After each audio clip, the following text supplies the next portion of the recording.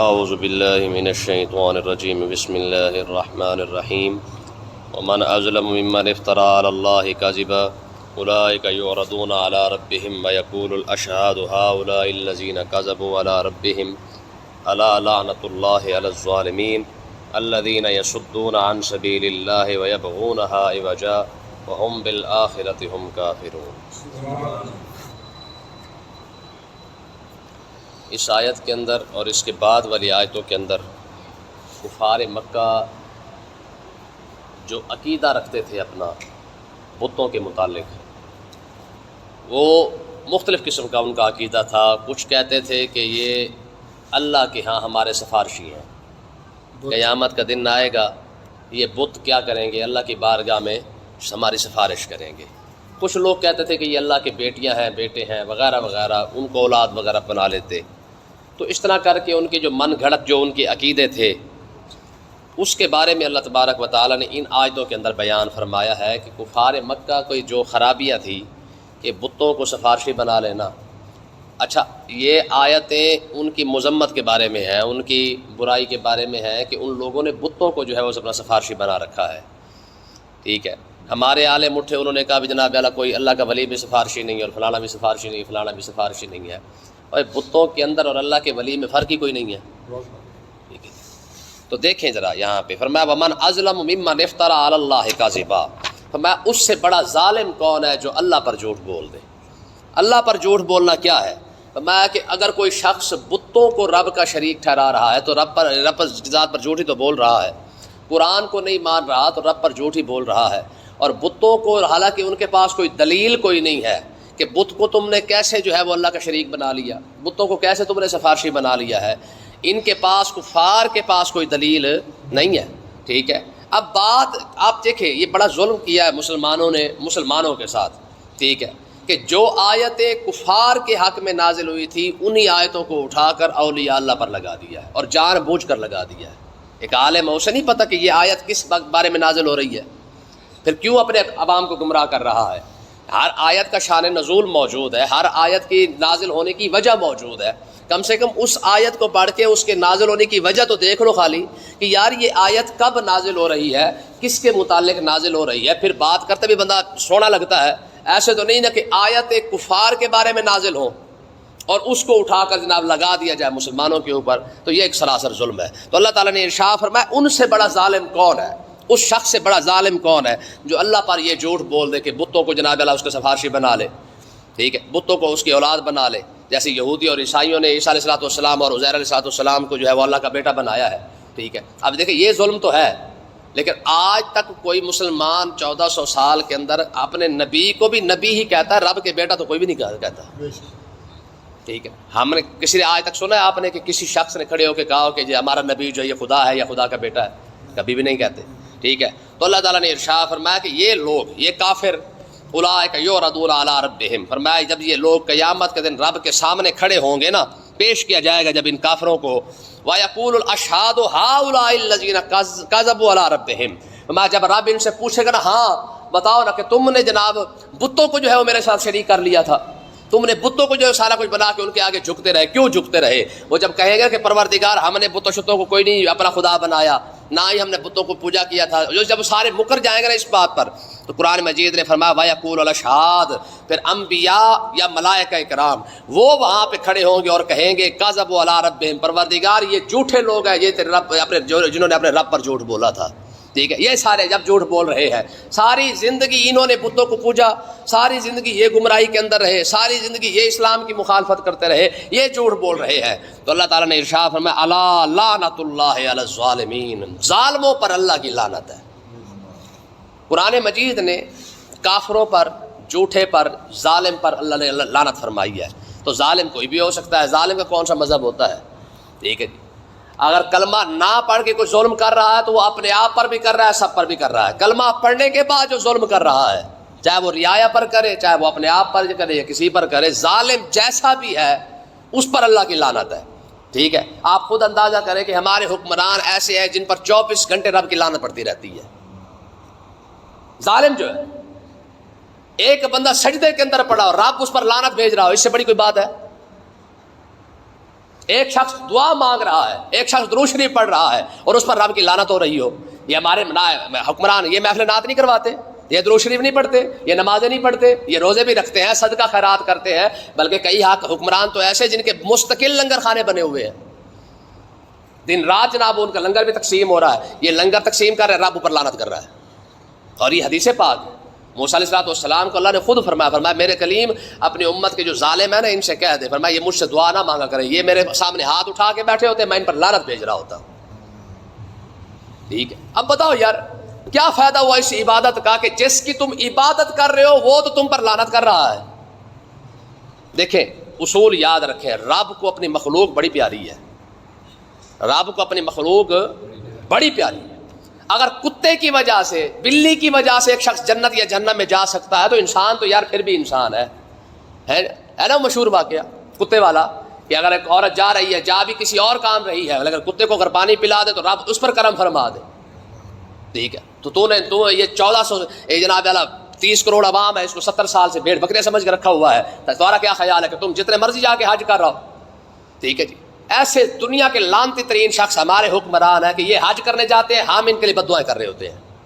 ٹھیک ہے، اس سے بڑی کوئی بات ہے کہ ایک شخص حاجی بننے جا رہا ہے اور اس کے لیے پورا پنڈ ہی بد دعا کر رہا ہو، تو آپ خود سوچیں کہ یہ کتنے خبیث ہے۔ یہ حج کرنے جاتے ہیں، پورا پاکستان ان کو گالیاں دیتا ہے، یہ عمرہ کرنے جاتے ہیں، پورا پاکستان ان کو بد دعائیں کرتا ہے، تو کون سا عمرہ کون سا حج ہے؟ تو اگر عبادت کی قبولیت چاہتے ہو نا تو پہلے اللہ کی مخلوق کے ساتھ انصاف کرنا پڑے گا۔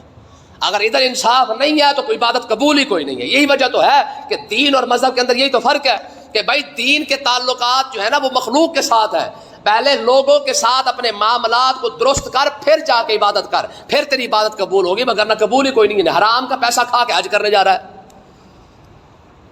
بات سمجھ آئی کہ نہیں آئی؟ اب دیکھیں اگلی آیت کو دیکھیں، فرمایا الذین یصدون عن سبیل اللہ، فرمایا وہ لوگ جو اللہ کے راستے سے لوگوں کو روکتے رہتے ہیں۔ اللہ کے راستے سے لوگوں کو روکنا ہے، روکنا کیا ہے؟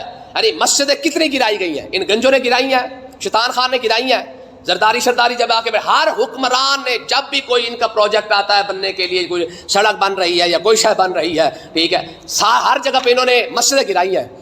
آپ نے سنا ہے کوئی سینما گھر گرایا ہو؟ گرایا؟ سوال ہی پیدا نہیں۔ تو اسی لاہور کے اندر چبرجی بچا لی ہے لیکن سینکڑوں مسجدیں ساتھ شہید کر دی ہیں۔ اور دوسرا روکنا، اللہ کے راستے سے روکنا کیا ہے؟ ٹی وی پر بیٹھ کر لبرل اور سیکولر طبقہ بیٹھ کر قرآن اور حدیث کی ایسی ایسی تشریح کرنا، لوگوں کو اپنے مطلب کے مطابق تشریح کر کے بتانا، ٹھیک ہے، لوگوں کو اپنے حساب کتاب سے۔ اب وہ میں آج بھی دیکھ رہا تھا، وہ غامدی نا خبیث، وہ جوید غامدی، وہ غامدی، اس سے پوچھا گیا جی قادیانی کے بارے میں آپ کیا کہتے ہیں؟ کہتے ہیں جی میں تو ہر اس بندے کو مسلمان سمجھتا ہوں جو کلمہ پڑھتا ہے۔ بھائی کلمہ پڑھ لینے سے مسلمان نہیں ہوتا، اگر کوئی کلمہ پڑھنے سے مسلمان ہوتا تو مدینے کے منافق کیوں رہتے؟ انہوں نے صرف کلمہ نہیں پڑھا تھا بلکہ امام الانبیاء کے پیچھے نمازیں پڑھی ہیں انہوں نے۔ ٹھیک ہے، صرف کلمہ پڑھ لینے سے یہ کلمہ پڑھ لینا کوئی اتنا بڑا معیار نہیں ہے۔ ایک شخص کلمہ بھی پڑھ رہا ہے، یہودیوں کے ساتھ بھی کھڑا ہوا ہے، ایک شخص کلمہ پڑھ کے کفار کے ساتھ بھی کھڑا ہوا ہے، ایک شخص کلمہ بھی پڑھ چکا ہے، امام الانبیاء کا زمانہ بھی اس نے پایا ہے، نمازیں بھی حضور کے پیچھے پڑھ رہا ہے، پھر بھی منافق ہے۔ سمجھ آئی کہ نہیں آئی ہے؟ تو کلمہ خالی نہیں کہ صرف کلمہ پڑھ لینے کے بعد بندہ مسلمان ہو جائے یا جنتی بن جائے، ایسی بات نہیں ہے۔ قرآن مجید نے کلمے کا معنی بتایا ہے، حدیث پاک نے کلمے کا معنی بتایا کیا؟ اقرار باللسان تصدیق بالقلب، یہ قلب کے ساتھ ہے، دل کے ساتھ مان بھی صحیح۔ صرف زبان کے ساتھ لا الہ الا اللہ کہنے سے کیا ہوتا ہے؟ اگر بات زبان کی آ جائے تو ہمارے مسلمانوں کو تو کلمہ بھی نہیں آتا ہے، اور اس کے مقابلے میں اگر کسی ہندو سے، عیسائی سے، سکھ سے پوچھے وہ کلمہ بھی آپ کو سنا دیں گے، تو کیا خیال ہے وہ مسلمان ہوں گے؟ ایک بندے کو کلمہ نہیں آتا ہے مسلمان، ٹھیک ہے، صحیح یاد نہیں ہے، جہالت کی وجہ سے یا کم علمی کی وجہ سے یا نہیں توجہ کی ہے، لیکن کلمہ اسے یاد نہیں ہے، لیکن اللہ اور اللہ کے رسول کو تو سچے دل سے مان رہا ہے، مسلمان تو ہے۔ اور دوسرا وہ شخص ہے جو بتوں کے آگے بھی جھکا ہوا ہے اور آپ کو نماز بھی سنا دے گا، کلمہ بھی سنا دے، آپ کو سارا کچھ سنا دے، آپ اسے مسلمان سمجھ لیں گے، تو ایسی بات نہیں ہے۔ تو قرآن اللہ تعالیٰ نے ارشاد فرمایا الذین یصدون عن سبیل اللہ، کچھ بدبخت لوگ وہ بھی ہیں جو دین سے، اللہ کے راستے سے لوگوں کو روکتے رہتے ہیں۔ اور چھوڑو جناب یہ گلا نہیں کرنیاں، اور چھوڑو جناب اس پاس سے نہیں آنا، ٹھیک ہے جی، مولویوں کے پیچھے نہیں چلنا، سیدھا سیدھا اسلام ہے، سیدھا سیدھا اللہ جانے پتہ سیدھا سیدھا اسلام ہے کیڑا، سانو سمجھ نہیں آیا۔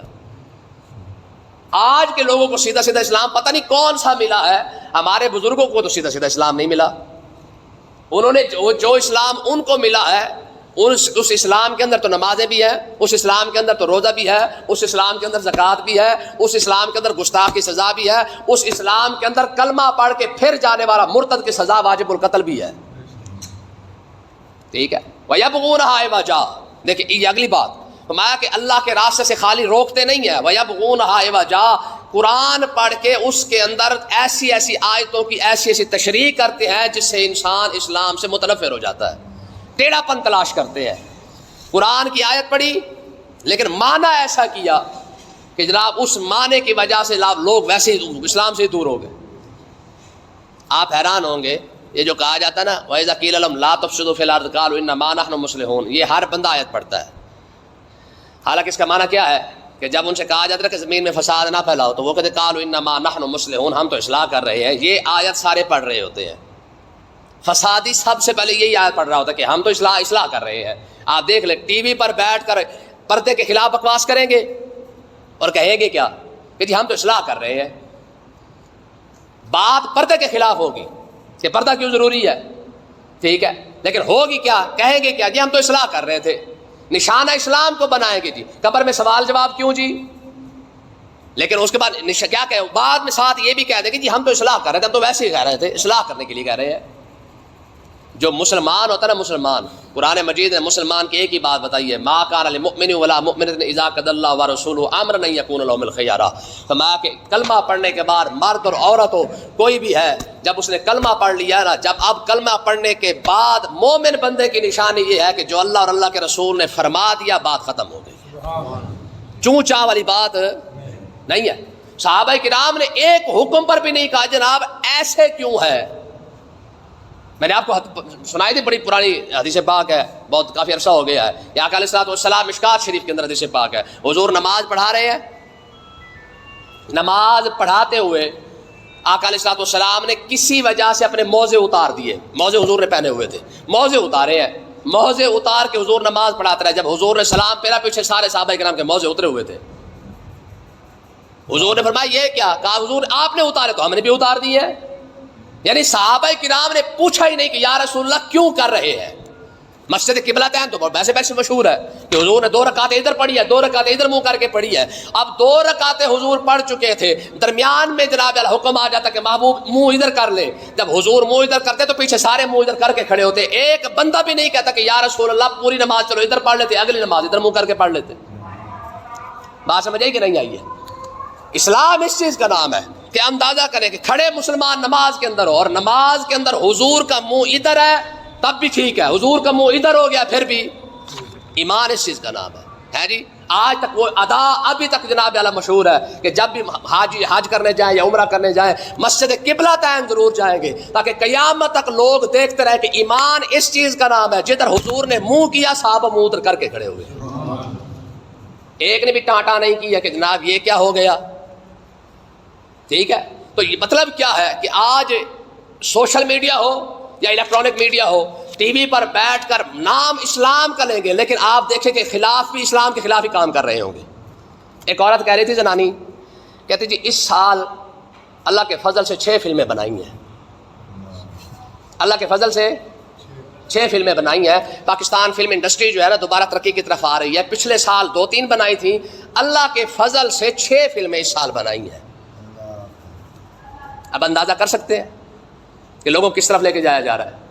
ٹھیک ہے، تو اللہ تعالیٰ نے ارشاد فرمایا کہ لوگ اسلام کا نام بھی لیں گے لیکن حقیقتاً اسلام کی مخالفت کر رہے ہوں گے. اور ہماری قوم بھی یہی کہتے نہیں بات تو اسلام کی وہ اسلام کی بات نہیں کر رہے ہیں، وہ اسلام کو کھوکھلا کرنے کی بات کر رہے ہیں. ایک مسلمان کو کیا لگے کہ قبر کے اندر رب سوال کے جواب کیوں کر رہا ہے؟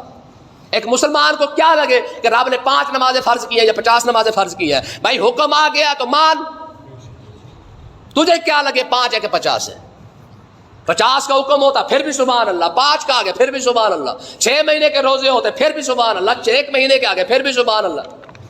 ایمان تو اس چیز کا نام تھا. تو اللہ تعالیٰ نے ارشاد فرمایا کہ جو لوگ اللہ کے دین میں چوں چراں کرتے ہیں، اللہ کے دین میں اعتراض کرنے کی کوشش کرتے ہیں، اللہ کے دین میں نقص نکالنے کی کوشش کرتے ہیں، فرمایا کہ وہ ہم بالآخرۃ ہم کافرون. یہ کوئی عام لوگ نہیں ہے، یہ وہ لوگ ہیں جن کا آخرت پر ایمان ہی نہیں ہے. ان کے دل میں خدا کا خوف ہی کوئی نہیں ہے کہ خدا یار رب کے سامنے کھڑا بھی ہونا ہے کہ نہیں ہونا ہے. یہ لوگ کبھی بھی نہیں سوچتے کہ یار یہ جو ہم اسلام کے خلاف بکواسے کر رہے ہیں، قیامت کے دن جب رب آمنے سامنے کھڑا کر کے پوچھے گا بتا نا نقص نکالنے کے لیے میرا قرآن ملا تھا، نقص نکالنے کے لیے میرا اسلام ملا تھا، تب کیا جواب دے گا؟